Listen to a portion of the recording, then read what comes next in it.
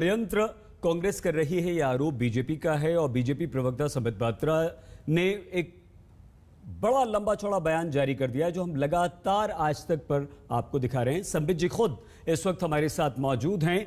संबित पात्रा जी, सुप्रिया श्रीनेत जी, राघव चड्ढा जी और अजय आलोक जी, डॉक्टर अजय आलोक, नमस्कार आप चारों को और चारों का स्वागत।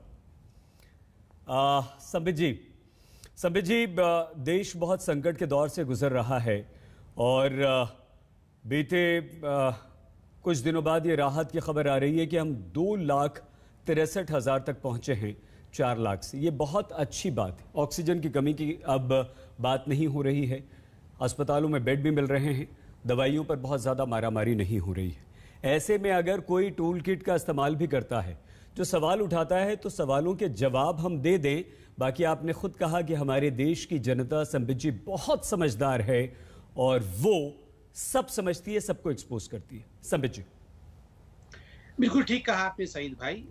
चूंकि टूल किट को लेकर आज हमने प्रेस कॉन्फ्रेंस भी किया और आदरणीय राष्ट्रीय अध्यक्ष जेपी नड्डा जी ने उस पर ट्वीट भी किया, हमारे मंत्रियों ने भी उस पर ट्वीट किया और कांग्रेस पार्टी कह रही है कि ये तो फेक है, ये डॉक्यूमेंट्स अच्छा नहीं है, तो कांग्रेस पार्टी को इसका उत्तर देना चाहिए। बहरहाल, आपने जो पहला प्रश्न उठाया कि प्राइम मिनिस्टर मोदीज इमेज, उनकी छवि को धूमिल करने का प्रयास है, आज प्रेस कॉन्फ्रेंस में बीजेपी ने एक महत्वपूर्ण विषय रखा था, मैं उसको यहाँ प्रतिपादित करता हूँ। उसमें एक पॉइंट है, use the phrase like Indian strain whenever talking of the new mutant. Social media volunteers may call it Modi strain. आप देख सकते हैं किस प्रकार एक उसको मोदी स्ट्रेन कह रहा है, अंतर्राष्ट्रीय बाजार में उसे इंडियन स्ट्रेन के नाम से स्थापित करना है ताकि मोदी जी का नाम खराब हो। मैं आपको 2-4 ट्वीट दिखाऊंगा जो कि आज से 10 दिन पहले, 5 दिन पहले और 20 दिन पहले के। ये सोनिया फेलेरियो जी हैं, ये मेंबर ऑफ पार्लियामेंट है कांग्रेस पार्टी के, उनकी बेटी है और उन्होंने आज से 5-6 दिन पहले ट्वीट किया हुआ है। मैं ट्वीट पढ़ देता हूं। I have named the so-called Indian variant the Modi variant in honor of the person most directly responsible for it and also because the PM likes to name things after himself. दूसरा tweet में दिखाऊंगा आदरणीय शशि थरूर जी का और ये tweet है 22/4/21 का और उस ट्वीट में शशि थरूर जी ने क्या कहा है? When people of India speak of a double mutation of the Indian variant of the virus, उसके आगे बहुत कुछ लिखा है उन्होंने इंडियन वेरिएंट का। और ये राहुल गांधी जी का ट्वीट है। राहुल गांधी जी ट्वीट करते हैं और लिखते हैं, Indian corona virus variant reaches Switzerland. देखिए, आपको पता होगा सईद जी, आज तक ने भी अच्छी न्यूज दिखाई थी कि जब WHO में कुछ लोगों ने इसे इंडियन वेरिएंट कहा था, तुरंत WHO ने इसको ऑब्जेक्ट किया और कहा कि साइंटिफिक नाम से पुकारा जाए, B1617 के नाम से, कोई इंडियन वेरिएंट नाम नहीं है। देखिए, कोई भी उसे वुहान वायरस या चाइनीज वायरस नहीं कहता है।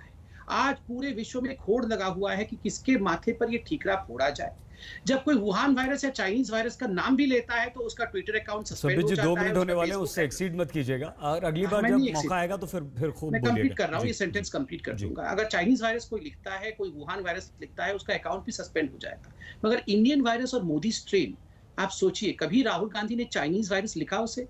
वुहान वायरस किसी भी कांग्रेस के पार्टी कार्यकर्ता ने लिखा? मगर मोदी स्ट्रेन, इंडियन वेरिएंट क्यों? ये सवाल है। ठीक, 2 मिनट में आपने कंप्लीट की अपनी बात और सुप्रिया जी आपके पास भी 2 मिनट होंगे। 2 मिनट एक बार राघव जी और डॉक्टर अजय हम ये करेंगे और उसके बाद फिर चर्चा को आगे बढ़ाएंगे। सुप्रिया जी, एक अच्छी बात ये रही कि आपकी पार्टी की तरफ से तुरंत पुलिस स्टेशन जाया गया और FIR की मांग की गई और वहां पर ऑफिशियल कंप्लेंट आपने अपनी दे दी। ये अच्छी बात है। क्या आपको लगता है सुप्रिया जी कि इस संकट की घड़ी में जब हमारा देश कोरोना से लड़ रहा है और अब हम कोरोना को हराने की दिशा में आगे बढ़ रहे हैं या थोड़ा थोड़ा ठीक हो रहा है, देखिए 4 लाख से हम 2,63 तक तो पहुंचे हैं, कहीं ना कहीं हमें आशावादी होना पड़ेगा सुप्रिया जी। तो ये डाइवर्ट करने के लिए टूल किट कांग्रेस का बताकर मुद्दों से भटकाने की आपको कहीं ना कहीं कोशिश लग रही है?